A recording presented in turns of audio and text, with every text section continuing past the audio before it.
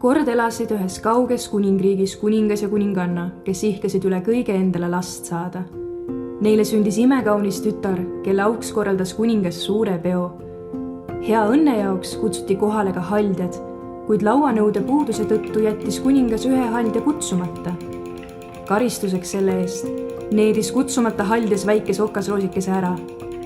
Aastaid hiljem torkas neiu endale kedrevarrega sõrme ja kogu loss langes igavesse unne. Lossi ümber kasvas paks okastihnik, mille vahelt jäi paistma ainult torn, kus okasroosike magas.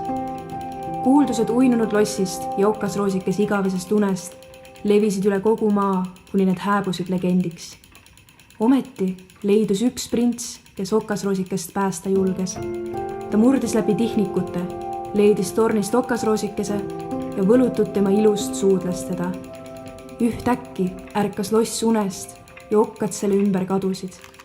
Okasroosike ja prints pidasid uhke pulma, kus oli lauanõusid kõigi tähtsate külaliste jaoks ja nad elasid õnnelikult elu lõpuni.